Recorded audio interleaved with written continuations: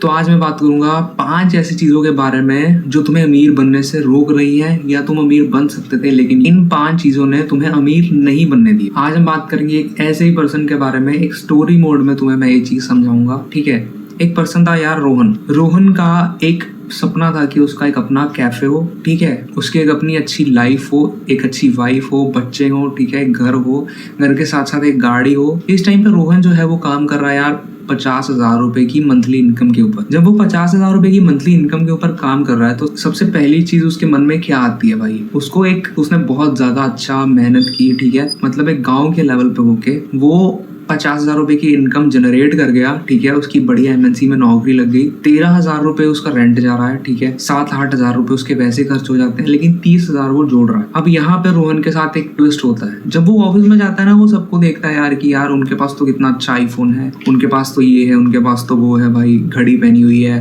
Mac book है उन सबके पास। तो आउट ऑफ नोवेयर भाई वो पर्सन 2-3 महीने तक अपनी सैलरी सेव करता है। सैलरी सेव करने के बाद उसके पास 90,000 कुछ बन जाते हैं। जब उसके पास 90,000 की इनकम आती है तो 90,000 की इनकम बनाने के बाद वो एक iWatch लेता है जिसकी वैल्यू रहती है 25,000, उसकी EMI बनवा देता है। उसके बाद वो एक आईफोन लेता है, उसके बाद वो एक ईयरपॉड्स लेता है, उसके बाद वो एक मैकबुक लेता है, ताकि उसका सारा का सारा सिस्टम एप्पल पे शिफ्ट हो जाए।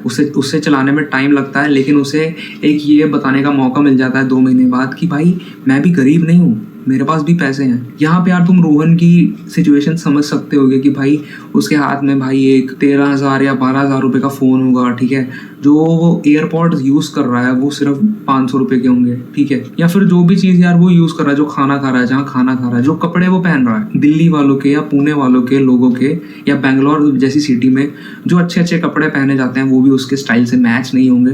तो उसे उस चीज की भी काफी ज्यादा दिक्कत होती थी।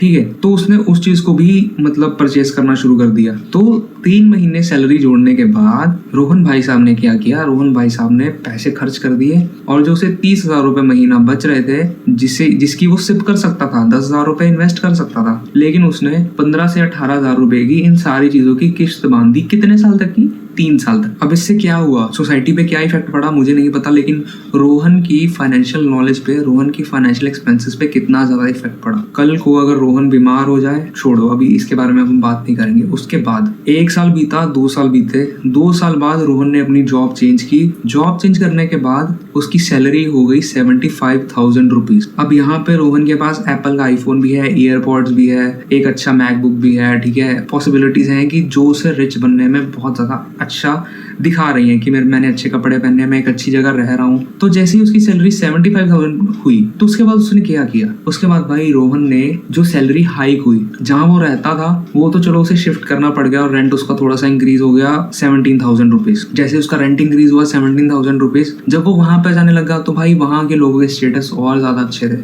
ठीक है, लोग, और दूसरे ऑफिस में क्या हुआ कि लोग सारे के सारे सूट वगैरह पहन के आने लगे। ठीक है, अब रोहन को भाई सूट वगैरह परचेज करने पड़े। चलो सूट्स वगैरह एक वन टाइम अपॉर्चुनिटी की इन्वेस्टमेंट होती है, हर एक को करनी चाहिए, खत्म हो गए। ठीक है, उसने मतलब ऐसा कॉम्बिनेशन परचेज कर लिया कि चलो वो चीज़ एटलीस्ट 15-20 दिन तक वो चीज़ चलेगी, उसके बाद धुको की चलेगी वो चीज़। ठीक है, जब ये सारी चीज़ें हो गई उसके बाद भाई नया वर्जन आया एप्पल का, एप्पल 19 आ गया भाई, 19 प्रो आ गया। तो उसे 19 लेना था भाई उस टाइम पे। 2 साल बाद भाई उसने एप्पल 19 परचेज किया, उसकी एक EMI और बनवाई, पिछला वाला दे दिया। ठीक है, अभी एक और EMI चल रही थी। एयरपोर्ट्स को उसने अपडेट किया, जो उससे 75,000 में से फिर से अब 40,000 कुछ बचना चाहिए था, क्योंकि 17,000 उसका रेंट हो गया। ठीक है, 3-4 हजार वैसे 20,000, तो 30,000 रुपए से लेके 35,000 रुपए तक उसे बचने चाहिए थे, लेकिन वो भी उसने EMI में डाल दिए। सैलरी हाइक हुई लेकिन उसका फायदा वो नहीं उठा पाया, और अभी 3-4 महीने हुए थे तो गांव में यार उसके पेरेंट्स थोड़े से बीमार हो गए और वहाँ पे उसको इमरजेंसी पैसे भेजने पड़ गए। तो जो उसकी सेविंग्स थी 1-1.5 लाख रुपए जो उसने मतलब जोड़े हुए थे 10-10 हजार करके या 5-5 हजार करके, तो वो चीज़ उसे 1-1.5 लाख रुपए घर भेजने पड़ गए और घर भी जाना पड़ गया। ठीक है, अब इसके बीच में भाई उसकी सेविंग सारी जीरो हो गई और वो हैंड टू माउथ की कंडीशन में फिर से वापस आ गई। उसके बाद भाई उसने 2 साल और मेहनत की। ठीक है, अब यहाँ पे हम मान के चल रहे हैं कि उसकी एज 28 हो गई है। ठीक है, अब यहाँ पे उसके 2 खर्चे मेजर आ रहे हैं। एक है उसकी शादी, वो चलो घर वाले करवा सकते हैं। एक है उसका एक अपना घर, जिसकी कमिटमेंट के लिए वो तैयार नहीं था, लेकिन सैलरी हाइक हुई 1.5 लाख रुपए महीना पे। जैसे ही सैलरी की हाइक हुई 1.5 लाख रुपए महीना पे, उसने डाउन पेमेंट करवाई एक फ्लैट की और 50,000 रुपये उसकी किस्त जाने लग गई। उसके साथ साथ जो उसकी शादी हुई उस पर भी उसका खर्चा हुआ। 2 साल में जो उसने 3-4 लाख जोड़े थे दोबारा, क्योंकि किस्तें खत्म हो गई थी, EMI खत्म हो गई थी 3-4 साल में, तो उसके पास जो सरप्लस बचना चाहिए था 50,000 से लेके 60-70,000 तक, वो भी अब नहीं बच रहा। उसके पास एक और जिम्मेदारी आ चुकी है उसकी वाइफ की। चलो वाइफ उसकी कमा भी रही होगी क्योंकि मेट्रो सिटी में उन्होंने शादी की है, ठीक है, थोड़ी सी 30-40 हज़ार रुपये सैलरी वाइफ की भी होगी। बट उनका जो घर का सिचुएशन, जो 4 साल पहले अगर उसने इन्वेस्ट करना शुरू कर दिया होता, ठीक है, और आईफोन वगैरह ना लिया होता या मैकबुक प्रो या ईयरपॉड्स वगैरह को उसने साइड पर रखा होता, तो क्या उसकी जिंदगी आज वैसी होती जैसी उसकी आज जिंदगी है। तो यार रोहन की कहानी से मैं तुम्हें 5 पॉइंट बता देना चाहता हूँ जो चीज़ तुम्हें बिल्कुल नहीं करनी है, ठीक है। पहली चीज़ है भाई, EMI के ऊपर जब भी तुम कोई चीज़ लेने जाओ पहले तो कोशिश करो कि लेने जाओ ही मत।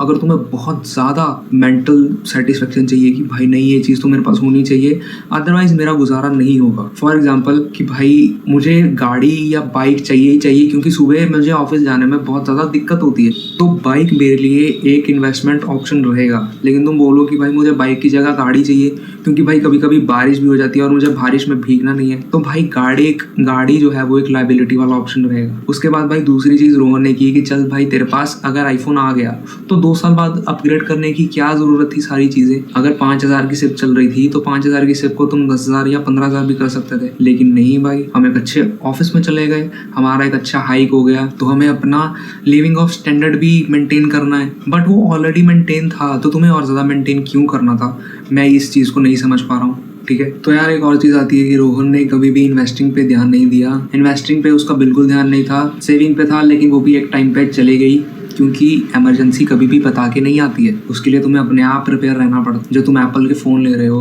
या चार्जर ले रहे हो या मैकबुक ले रहे हो, क्या वो ज़्यादा ज़रूरी है तुम्हारे एक इमरजेंसी फंड से? मुझे नहीं लगता। और यहाँ पे रोहन की कोई हेल्थ इंश्योरेंस पॉलिसी नहीं है। हाँ, वो एक MNC में काम कर रहा है तो 2-2.5 लाख रुपए की कंपनी अपनी तरफ से ज़रूर देती होगी और उसका कुछ परसेंटेज ऑफ हिस्सा जो है वो कटता भी होगा फॉर श्योर, बट ऑटोमेटिकली तुम्हारी हेल्थ इंश्योरेंस नहीं है। और उसके बाद 28 साल की उम्र में ही भाई साहब ने एक घर लेने का प्लान कर लिया, एक फ्लैट लेने का प्लान कर लिया क्योंकि उसकी फैमिली बड़ी हो रही। क्या वो रेंट पे नहीं रह सकता था? क्या फ्लैट परचेज करना बहुत ज़्यादा ज़रूरी था? मुझे नहीं लगता।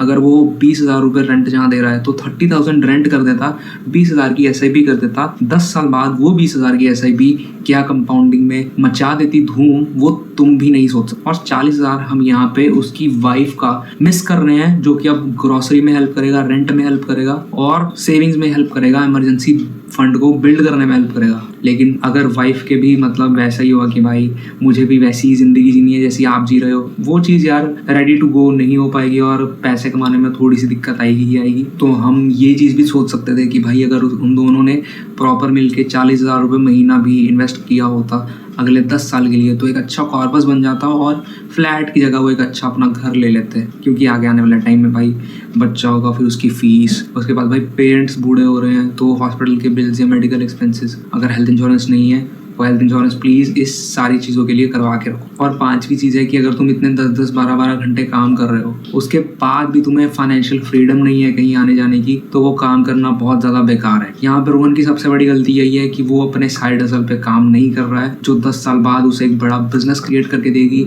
या एक बहुत बड़ी फ्रीडम क्रिएट करके देगी। तो होप करता हूँ तुम्हें मेरे ये सारे 5 लेसन रोहन की स्टोरी से पता लग गए हों और मेरी ये वीडियो अच्छी लगी होगी। अगर कोई पर्सन ऐसा कर रहा है कि भाई वो सिर्फ और सिर्फ EMI पे चल रहा है और वो इन्वेस्टिंग नहीं कर रहा है तो उसे इन्वेस्टिंग पे काम करना चाहिए और तुम्हें ये वाली वीडियोस को शेयर भी कर देनी चाहिए। उम्मीद करता हूँ तुम्हें मेरी ये वाली वीडियो अच्छी लगी होगी, पसंद आई होगी।